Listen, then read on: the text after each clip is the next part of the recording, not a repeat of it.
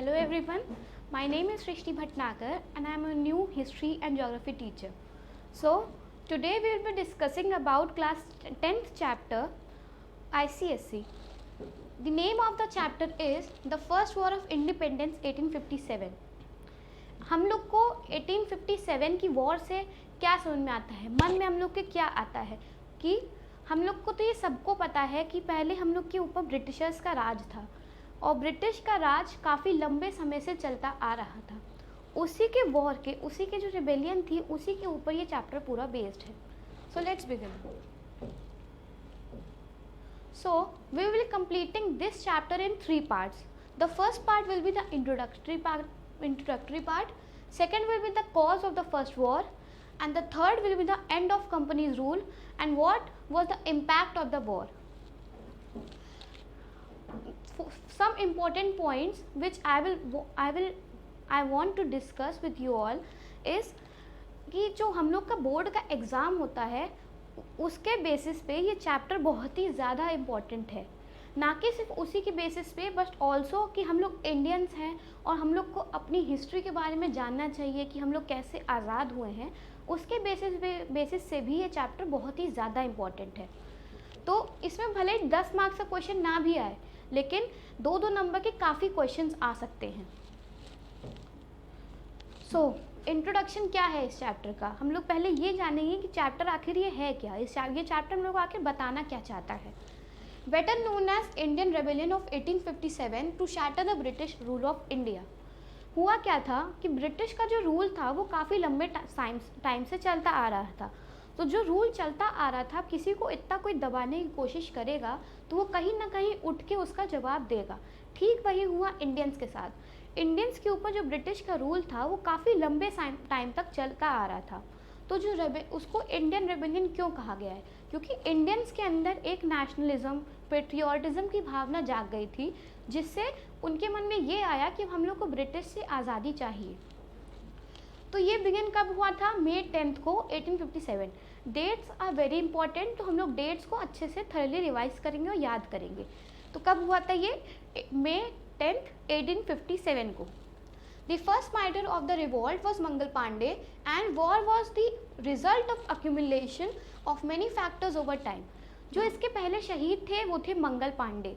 मंगल पांडे के साथ साथ काफ़ी और लोगों ने भी इनका हाथ मिलाया था, जैसे कि रानी लक्ष्मीबाई, कुंवर सिंह, बहादुर शाह जफर, नाना साहेब और तात्या तोपे। ब्रिटिश ने जो कब्जा करने की कोशिश की थी इंडियंस पे, वो कुछ 4 तरीके से की थी।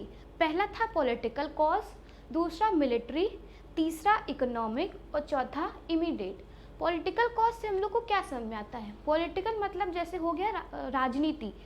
ब्रिटिश ने इंडियन के ऊपर राजनीति से और जो भोले भोले लोग थे उनको अपने जाल में फंसा के अपना राज शुरू करा। तो पॉलिटिकल कॉजेज़ के अंदर जो पहला क्लॉज आता है वो है पॉलिसी ऑफ एक्सपेंशन। एक्सपेंशन से हम लोग को क्या समझ में आता है? एक्सपेंशन मतलब होता है किसी चीज़ को बढ़ाना, किसी चीज़ को एक एक्सटेंट तक पहुंचा देना। जैसे कि हम लोग कोई सिलेबस अपना कंप्लीट करते हैं तो हम लोग क्या करते हैं, पहले एक चैप्टर को करते हैं, फिर दूसरे चैप्टर को करते हैं। ठीक उसी तरह करते करते हम लोग 10th चैप्टर पर पहुँच जाते हैं, हम लोग पूरा एक्सपैंड होके पूरे सिलेबस को कंप्लीट कर लेते हैं। ठीक उसी तरह ब्रिटिश ने क्या किया कि पहले एक जगह वॉर किया, एक जगह अपना अलायंस डाला, अपना रूल लगाया, फिर धीरे धीरे करते करते पूरा इंडियन पे कवर कर लिया। बस हम लोग इसमें यही जानेंगे। After the battle of Plassey 1757, जो बैटल ऑफ प्लासी था उसके बाद से लोगों को ये समझ में आने लग गया था कि जो ब्रिटिश की ग्रीड है, ब्रिटिश का जो लालच है इंडिया को लेके, वो बहुत ज़्यादा बढ़ता जा रहा है। The East India Company became more interested in capturing Indian territories and fulfilling their greeds. Greed बहुत ही ज़्यादा इंपॉर्टेंट वर्ड है, क्योंकि जो ब्रिटिश थे वो हम लोग इंडिया के स्पाइसेस, वेल्थ और रिसोर्सेज की तरह बहुत अट्रैक्टेड थे, और जो उनका अट्रैक्शन था वो धीरे धीरे लालच में बढ़ता गया। नेक्स्ट, उन्होंने कैप्चर करने के लिए 4 तरीके ढूंढे। एनेक्सिंग मतलब होता है कैप्चर करना या तो अपने अंडर कर लेना। कंट्रोल इन 4 डिफरेंट वेज। उन्होंने 4 डिफरेंट वेज अपनाए इंडिया को अपने अंडर करने के लिए। पहला था आउटराइट वॉर्स, दूसरा सब्सिडरी अलायंस, तीसरा adopting the doctrine of lapse और तीसरा था प्रोटेक्ट्स एलर्ज मिसरूल। तो हम लोग सबसे पहले जानेंगे आउटराइट वॉर्स के बारे में। So we will be discussing about outright wars first. To expand territorial power in India, उन्होंने outright wars क्यों की? outright wars का मतलब ये होता है कि सीधे सीधे किसी के ऊपर वॉर कर देना, बिना किसी चेतावनी के, बिना किसी अपने कोई चेतावनी दिए बताए उसको सीधे सीधे अपना वॉर कर देना, लड़ाई कर लेना। उन्होंने क्यों किया ये वॉर, हम लोग को ये भी जानना ज़रूरी है। वॉर उन्होंने इसलिए किया क्योंकि उनको जो अपना टेरिटोरियल पार्ट था, टेरिटोरियल मतलब जो अपना लैंड था उसको एक्सपैंड करना था, एक्सपेंशन अभी बताया गया था, तो उसको एक्सपैंड करना था। Safeguarding there political and economical interest, उनको अपना पॉलिटिकल और इकोनॉमिक जो इंटरेस्ट था उसको सेव करना था। नहीं, अगर ऐसा नहीं करते, वो लोग वॉर नहीं करते, तो जो इंडियंस थे उनके अंदर पहले से ही नेशनलिज्म की भावना जाग गई होती और वो लोग उन पर अटैक कर देते और वो लोग एक्सपैंड नहीं कर पाते, तो वो लोग इंडिया पे राज भी नहीं कर पाते। तो उन्होंने सबसे पहला तरीका अपनाया था आउटराइट वॉर्स का। As they didn't attack India through arm force but they establishing East India Company and attacking like termites. Termites क्या होती है सभी को पता है, दीमक। दीमक क्या करती है, धीरे धीरे धीरे धीरे करके किसी भी सामान को खा जाती है। अगर हम लोग गौर फरमाएं तो एक तरीके से ब्रिटिश ने भी यही किया था।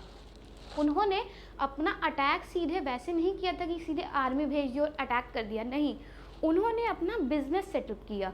बिजनेस सेटअप करने से उनके मन में एक स्ट्रैटेजी थी कि हम लोग को इसको कैसे हड़पना है पूरे के पूरे इंडिया को। तो उन्होंने सबसे पहले शुरू किया ईस्ट से, ईस्ट के बाद वो आए साउथ पे, साउथ के बाद वो गए वेस्ट पे, वेस्ट के बाद गए नॉर्थ पे। तो हम लोग पैटर्न देख सकते हैं, वो कुछ इस तरीके से पूरे इंडिया के ऊपर कवर कर रहे थे। और उन्होंने ईस्ट इंडिया कंपनी को ये अपना बड़ा हाथ बनाया, बड़ा अपना सपोर्ट के लिए बनाया कि हम लोग इसका यूज़ करके पूरे इंडिया को कवर कर सकते हैं। तो जो इन्फ्लुएंस था ईस्ट इंडिया कंपनी का वो धीरे धीरे करके बढ़ता जा रहा था और जैसे जैसे वो बढ़ रहा था वो सब जगह कैप्चर करता जा रहा था। बाय रेजिंग मैनी वॉर्स, उन्होंने काफ़ी ढेर से वॉर्स रेज की। जो पहला वॉर था वो था battle of Buxar. Battle of Buxar कब हुई थी, 1764 पे। Dates are very very important. तो बैटल ऑफ बक्सर कब हुई थी, 1764 में। उन्होंने इस्टेब्लिश किया, जो ब्रिटिश थे वो एक तरीके से बन गए थे बंगाल, बिहार और उड़ीसा के सब ऑर्डिनेट, मतलब मास्टर्स बन गए थे। वो काफ़ी ज़्यादा उन लोग के सुप्रीम पावर बन गए थे। ब्रिटिश जो थे बंगाल, उड़ीसा और बिहार के सुप्रीम पावर बन गए थे, क्योंकि उस समय छोटे छोटे राज्य जैसे आजकल हैं इंडिया में, आज हैं वैसे नहीं थे। उस टाइम पे इंडिया में बस गिन चुन के 10-12 राज्य होंगे जिनमें छोटे छोटे राज्य समाये थे। नेक्स्ट, तो हम लोग ने जाना कि पहली वॉर क्या हुई थी, पहली वॉर थी बैटल ऑफ बक्सर की। और हम लोग जानेंगे और सब वॉर्स के बारे में। तो जो दूसरी वॉर थी वो थी एंग्लो मैसूर वॉर, चौथी थी एंग्लो मराठा वॉर और फोर्थ वन थी एंग्लो सिख वॉर। तो हम लोग इसके बारे में डिटेल में जानेंगे। तो जो एंग्लो मैसूर वॉर थी वो थी साउथ इंडिया में, डेट थी 1767 से 1799 में। एंग्लो मराठा वॉर जो थी वो थी वेस्ट इंडिया में, जो कि 1817 से लेके 1818 तक चली थी। और जो एंग्लो सिख वॉर थी वो नॉर्थ इंडिया में हुई थी 1849 तक। तो हम लोग इससे ये जानते हैं कि ब्रिटिश ने कैसे अटैक किया। ब्रिटिश ने एक स्ट्रैटेजी बनाई। उन्होंने स्टार्ट किया सबसे पहले तो ईस्ट से, ईस्ट के बाद वो आए साउथ पे, साउथ के बाद वो गए वेस्ट पे, वेस्ट के बाद वो गए नॉर्थ पे। सो नेक्स्ट, हम लोग का जो सेकेंड क्लॉज आता है पॉलिटिकल कॉजेस के अंदर, वो है सब्सिडरी अलायंस। सब्सिडरी अलायंस क्या होता है, अब जैसे कि हम लोग इसमें देख सकते हैं, some Indian states were brought under British control without actually annexing them. अब जैसे कि बड़े बड़े राज्य तो ब्रिटिश के अंदर आ ही गए थे, लेकिन जो छोटे छोटे राज्य थे अब उनके पास कोई अपनी ज़्यादा पावर तो बची नहीं थी कि वो ब्रिटिश के खिलाफ आवाज़ उठा सके। तो अब वो लोग भी धीरे धीरे करके ब्रिटिश के अंडर आ गए थे। इंट्रोड्यूस बाय लॉर्ड वेलेस्ली, ये किसने इंट्रोड्यूस किया था, लॉर्ड वेलेस्ली ने। Former governor general of India, वो उस टाइम के ब्रिटिशर्स के द्वारा फॉर्मर गवर्नर थे इंडिया के। Indians who accepted to a part of subsidiary alliance accepted British as a supreme power. अब देखो, जैसे कि सब लोग ब्रिटिश के अंडर आ ही गए हैं, तो अब उसके हिसाब से सबने अलायंस भी अपनाना शुरू कर दिया। तो जैसे जैसे वो अलायंस को अपना रहे थे, उन्होंने ब्रिटिश को सुप्रीम पावर भी मान लिया and surrendered their foreign relation to East India Company and prohibited Indian states to trade or seek any sort of help from foreign power or nations. उन्होंने क्या किया, ब्रिटिश ने क्या किया, जो इंडिया की ट्रेडिंग वाले जो कॉन्टैक्ट थे, जैसे यूरोप से हो गया, डच से हो गया, वो सारे बंद कर दिया और अपने अंडर कर लिया. तो इंडियंस ने वो चीज़ सरेंडर कर दी फॉरेन, वो ब्रिटिश को सरेंडर करने के बाद क्या हुआ कि जो उनकी ट्रेडिंग वगैरह थी वो सब बंद हो गई. और उसके बाद क्या हुआ कि ब्रिटिशर्स ने एनओसी जारी करी. एनओसी क्या होता है, नॉन ऑब्जेक्शन सर्टिफिकेट. मतलब कि यूरोपियन ट्रेड करने के पहले, ब्रिटिश इंडिया में ट्रेड करने के पहले ब्रिटिश से परमिशन लेंगे कि हम लोग यहाँ ट्रेड कर सकते हैं कि नहीं. तो अगर वो लोग ट्रेड करने की, ब्रिटिश उन लोग को ट्रेड करने की इजाज़त देंगे तो वो उन लोग को एनओसी देंगे, नॉन ऑब्जेक्शन सर्टिफिकेट. और अगर नहीं मिलता है तो वो लोग ट्रेड नहीं कर सकते हैं. देख सकते हैं हम लोग कि कैसे ब्रिटिश ने सारे अपना जाल बुनना शुरू किया और कैसे ट्रेडिंग्स को भी बंद कर दिया, कॉन्टैक्ट्स को भी बंद कर दिया कि इंडिया किसी से कॉन्टैक्ट मांग ही ना पाए, मदद मांग ही ना पाए. इम्पॉर्टेंट जो है 1856 में all Indian state has either been annexed और put into alliance with the company, जो हम लोग सब्सिडरी अलायंस में पढ़ा. Next, British became supreme power of Indian power and kingdom reduce to puppets. हाँ, तो हुआ क्या, जैसे जैसे ब्रिटिश की पावर बढ़ रही थी, ब्रिटिश सुप्रीम पावर होती जा रही थी, जो इंडियंस थे, इंडियन किंगडम्स थे, राजा थे और जो भी एम्परर्स वगैरह थे, वो लोग कुछ नहीं, बस एक पपेट बन के रह गए थे. सो नेक्स्ट हम लोग पढ़ेंगे डॉक्ट्रिन ऑफ लैप्स के बारे में, DOL के बारे में. DOL क्या होता है, annexation policy applied by British EIC is East India Company until 1859. जो ये पॉलिसी थी वो 1859 तक थी. Next, the policy is most commonly associated with Lord Dalhousie. Lord Dalhousie ने इस जो पॉलिसी थी उसको आगे बढ़ाया. बहुत से लोगों को ने हाथ मिलाया था, लेकिन मेन नाम जिसका सामने आता है वो थे Lord Dalhousie. Governor general of EIC in India. EIC यानी ईस्ट इंडिया कंपनी के द्वारा जो गवर्नर जनरल इलेक्ट किए गए थे इंडिया के, वो थे लॉर्ड डेलोजी उस टाइम में. प्रिंसलेसली स्टेटस अबोलाइज्ड. उसके बाद if the ruler was either manifestly incompetent और डाइड विदाउट द मेल आयर. तो लॉर्ड डेलेसी ने क्या किया, DOL के अंडर क्या आता है, उसमें ये आता है कि अगर राजा किसी भी कारण राज्य को कंट्रोल करने लायक नहीं है तो उसको राजगद्दी से हटा दिया जाएगा. ये चीज़ तो चलो सर में आती है. दूसरी चीज़ ये थी कि अगर राजा का कोई मेल बच्चा नहीं है, कोई मेल सक्सेसर नहीं है, सन नहीं है, तो राजा और उनके बेटे की जो प्रॉपर्टी है, प्राइवेट प्रॉपर्टी, वही सिर्फ उनके हक में रहेगी. बाकी जितनी भी टेरिटरी है वो सब उनके हाथ से चली जाएगी और वो सब जाएगी ब्रिटिश के अंडर और वो सब ब्रिटिश हथिया लेंगे. Next, Aires adopted without EIC's permission inherit only the private property of the ruler. जैसा कि बताया कि जो, और वो लोग अडॉप्ट भी नहीं कर सकते थे. अगर वो लोग किसी को अडॉप्ट करना चाहें उसमें भी उन लोग को ईस्ट इंडिया कंपनी की परमिशन लेने की ज़रूरत पड़ती थी. Not the territory. अब जो अडॉप्टेड हैं उनको अगर चलो परमिशन मिल गई अडॉप्ट करने की भी, लेकिन परमिशन मिलने के बाद भी क्या होगा कि उन लोग को, अडॉप्टेड वालों को सिर्फ प्राइवेट प्रॉपर्टी मिलेगी, जो टेरिटरी है वो नहीं मिलेगी. और हम लोग इसका एग्जाम्पल देख सकते हैं. जैसे एग्जाम्पल है किंग ऑफ झांसी जो है, उनकी डेथ हुई थी 1853 में. तो उनका कोई आयर नहीं था, कोई बच्चा नहीं था, उनके कोई सन नहीं था. विडो रानी लक्ष्मीबाई अडॉप्टेड ए सन आनंद राव. जो रानी लक्ष्मीबाई ने एक सन अडॉप्ट किया, उसका नाम था Anand Rao. Not recognised as a lawful successor by East India Company. और उसको ब्रिटिश कंपनी ने ईस्ट इंडिया कंपनी ने एक लॉफुल सक्सेसर नहीं माना क्योंकि वो एक अडॉप्टेड बच्चा था. Territory went under the British control. और टेरिटरी जो थी वो ब्रिटिश के कंट्रोल में जाने लग गई धीरे धीरे. बट दो Rani of Jhansi fought for her rights, जो कि हम लोग आगे डिस्कस करेंगे. रानी ऑफ झांसी का नाम सब ने सुना होगा और उसके बारे में हम लोग आगे डिस्कस करेंगे कि उन्होंने अपने जान के लिए, उनकी क्या थी, उनकी झांसी थी, उसको कैसे बचाने की कोशिश की एक हद तक. लेकिन तब जो लॉर्ड डेलोजी थे उन्होंने भी एक बार में लास्ट में हार मान ही ली थी उनके सामने. The principle of lapse also applied to take away some of the titles and pensions of the ruler of some states. जो principle of lapse था, जो DOL था, also applied to take away some of the titles. जो titles होते थे पहले के ज़माने में, जैसे कि शहनशाह हिंद, ये सब जो टाइटल होते थे वो सब भी उनसे छीन लिया गया, और पेंशन जो थी रूलर्स की वो सब भी रोक दी गई थी। The other prominent states which became victims to the DOL were Satara, Sambalpur, Udaipur, Nagpur and many more। जो DOL के अंडर और आ गए थे वो थे Sambalpur, Satara, Udaipur, Jaipur and many more. हम लोग को एक दो स्टेट्स का नाम तो याद होना ही चाहिए, जिससे कि आंसर हम लोग का स्ट्रॉन्ग लगे और हम लोग एग्जाम्पल्स में उसको लिख सकें। So next, by now ruler of Indian states believed that states were not only annexed by application of DOL, so by we will read that again जिससे कि हम लोग और अच्छे सन में आए। by now ruler of Indian state, जो Indian के जो रूलर थे, इंडियन स्टेट के जो रूलर थे, जैसे रानी लक्ष्मीबाई हो गई और भी कई सारे एग्जाम्पल्स हैं, believe that states were not only annexed by application of DOL। उन्होंने ये जान लिया, उन्होंने ये विश्वास कर लिया, उनको ये समझ में आ गया कि जो स्टेट्स हैं वो ना केवल DOL के थ्रू रूल की जा रही हैं, but due to many other factors supporting policies applied in immoral veg.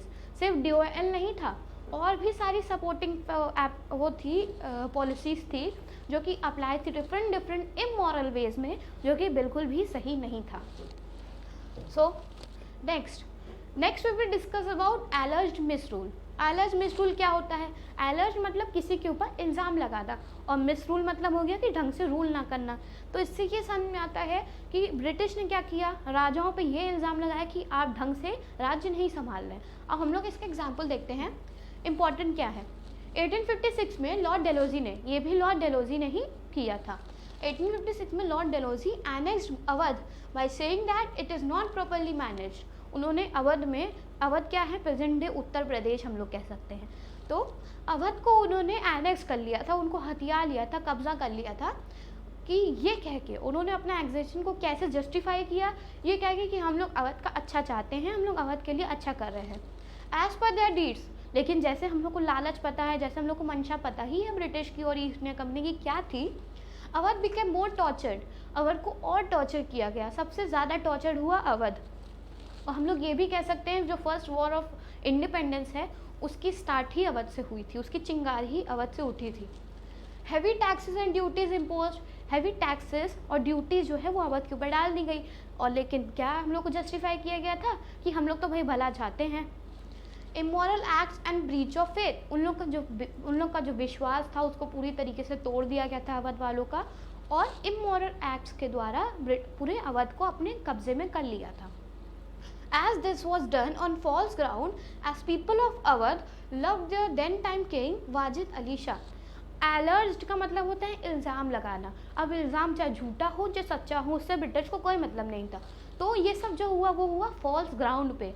False ground पे हुआ कैसे? क्योंकि उस टाइम के जो राजा थे वाजिद अली शाह, उस टाइम के जो राजा थे वाजिद अली शाह, अवध के लोग उनसे बहुत प्यार करते थे, वो एक बहुत ही बिलव्ड राजा थे। सो नेक्स्ट हम लोग देखते हैं और क्या क्या हुआ था, उस जो ब्रिटिश ने कैसे कैसे रूल किया था, क्या क्या करा अपने उसमें। तो जो ज़मींदार थे उनकी प्रॉपर्टीज़ को ले ली, जो बड़े बड़े ज़मींदार थे उनकी प्रॉपर्टी ले ली, फार्मर्स से उनकी लैंड ले लिया, और ruler was no longer ruling but less than slaves of British. जो रूलर थे वो लोग रूल नहीं बल्कि अब नौकर बन के रह गए थे, स्लेव्स बन के रह गए थे ब्रिटिश के, और कुछ नहीं। Next, such a treatment in their own motherland arose the feeling of rage and resentment in the public. अब हम लोग जानेंगे पेट्रियाटिज्म की भावना आखिर जागी कैसे। अब देखो हम लोग के देश में आके, हम ही लोग के मदरलैंड में आके कोई हम ही लोग के हक मारेगा, कोई हम ही लोग से हम लोग का हक छीन लेगा, तो जाहिर सी बात है हम लोग के अंदर पेट्रियाटिज्म, नेशनलिज्म जाएगा। अब हम लोग के इंडियंस जो है स्मार्ट होते जा रहे हैं, लेकिन पहले हम लोग के इंडियंस जो थे वो मिलने जुलने जॉली भावना से रहते थे। जॉली उन लोग का बिहेवियर था कि जो आदत उन लोग को स्वीकार करते थे, दिल से अपनाते थे, लेकिन अब वैसा नहीं है। तो यही भावना हम लोग को अब क्या लाई, उन लोग उस समय में क्या लाई, फर्स्ट वॉर ऑफ इंडिपेंडेंस की भावना लाई। So do you think the British policies were right? क्या आपको लगता है जो ब्रिटिश की पॉलिसीज वो सही थी? If not, justify your answer. तो हम लोग ये आगे भी डिस्कस करेंगे आगे आने वाले उसके पार्ट्स में वीडियोस के, कि ये जो हुआ था कि वो सही था कि नहीं था। और आप लोग ये सब अपने एग्जाम्स में अगर क्वेश्चन आते हैं इस टाइप के, तो इसे आप पूरा एक्सप्लेन करके लिख सकते हैं। Next, we will discuss about the second clause which comes under political cause, which is disrespect shown to बहादुर शाह जफर. बहादुर शाह जफर जो थे वो मुगल एम्परर थे. He was the last Mughal ruler in India. Bahadur Shah Zafar जो थे लास्ट मुगल रूलर थे इंडिया के. He was already under the protection of EIC. अब जैसे कि सारे राज्य आ गए तो बहादुर शाह जफर भी उसकी प्रोटेक्शन में उसके अंडर आ गए थे ईस्ट इंडिया कंपनी के. 1849 में क्या हुआ, लॉर्ड डेलोजी ने कहा बहादुर शाह जफर के जो सक्सेसर होंगे वो लोग will not be allowed to use Red Fort as their palace. तो बहादुर शाह जफर की तरफ उन लोगों ने डिसरिस्पेक्ट शो किया इस तरीके से, क्योंकि रेड फोर्ट है दिल्ली में और दिल्ली से ही और रेड फोर्ट से ही बहादुर शाह जफर अपना काम करते थे, अपने राजा अपने स्टेट को रूल करते थे. अब लॉर्ड डेलोजी ने क्या कहा 1849 में कि अब जो बहादुर शाह जफर हैं उनके जो सक्सेसर होंगे, आने वाले बच्चे होंगे या तो आने वाली जनरेशन जो होगी सक्सेसर होगी, वो लोग रेड फोर्ट में रह के अब उसको अपना पैलेस नहीं बना सकते. अब रेड फोर्ट उनका पैलेस नहीं रहेगा. They were required to shift near Qutub Minar. अब उनको रेड फोर्ट से हटा दिया गया और उन लोगों को बोला गया कि आप लोग अब कुतुब मीनार के पास कोई जगह में रह लीजिए.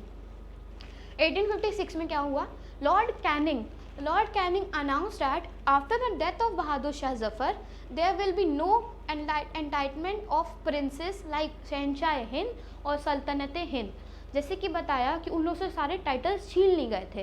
तो उसी तरह 1856 में क्या हुआ, लॉर्ड कैनिंग जो थे उन्होंने ये कहा कि अब जो उनके सक्सेसर होंगे वो लोग बस एक रहेंगे राजकुमार तरीके, और जैसे कि मेन होता ही है, लेकिन अब उनको वो सब टाइटल्स नहीं लगाने मिलेगा जैसे शहनशाह हिंद, सल्तनत हिंद, अब ये सब उनसे छीन लिया गया था. जीनत महल कौन थी, जीनत महल थी बहादुर शाह जफर की वाइफ. तो ये सब जो हो रहा था उससे मुस्लिम की फीलिंग्स हर्ट हो रही थी. Zeenat Mahal Bahadur Shah Zafar's wife started making plot against British. जो जीनत महल थी बहादुर शाह जफर की वाइफ, उन्होंने ब्रिटिशर्स के अगेंस्ट एक प्लॉट बनाना शुरू करा. Next we will run about ill treating Rani Lakshmibai and Nana Sahib. So Nana was adopted son of Bajirao के अडॉप्टेड सन थे Nana Sahib, and he was last Peshwa left. British took off pension, but with his own savings he started plotting against British and forming alliance. अब British ने क्या किया, जैसे कि वो adopted son थे ही बाजीराव के, तो अडॉप्टेड सन का कोई मतलब नहीं था तो ब्रिटिश की नज़र में. तो British took off pension, British ने क्या किया, सारी पेंशन को बंद कर दिया, सारी पेंशन ले लिया उनसे वापस. But with his own saving, उनके पास जो बची कुची राशि थी उससे उन्होंने ब्रिटिश के खिलाफ प्लॉट बनाना शुरू किया. Rani Jhansi also came under DOL. जो डॉक्ट्रिन ऑफ लैप्स के अंदर रानी और झांसी भी आ गई. Policy like many others and brutality of British made them rivals. अब जैसे कि उनके बेटे को हक नहीं दिया गया उनका, तो रानी लक्ष्मीबाई अपने हक के लिए लड़ने के लिए अपने हक के लिए ब्रिटिशर से लड़ने को तैयार थी और उसी की वजह से वो दोनों दुश्मन बन गए. Next we will run about absentee sovereignty of British. So means that India was ruled by British from England. अब देखो, जैसे कि हम लोग के राज्य में काफ़ी लोग आके हमला किए, काफ़ी लोग लूट के गए, जैसे डच थे, यूरोपियंस थे, और काफ़ी चीज़ें हुई थी. वर्ल्ड वॉर के टाइम भी हम लोग के ऊपर भी काफ़ी हमले हुए थे. तो means that India was ruled by British from England. लेकिन जो हम लोग के ऊपर रूल किया था वो लोग इंडिया पे सेटल थे, इंडिया के अंदर रह के. जैसे मुगल हैं, अकबर थे, अकबर ने भी जो रूल किया वो इंडिया में रह के किया था. लेकिन जो ब्रिटिश थे अब वो लोग इंग्लैंड से रूल कर रहे हैं और हम लोग के पूरे इंडिया को अपने अंडर करके कंट्रोल कर रहे हैं.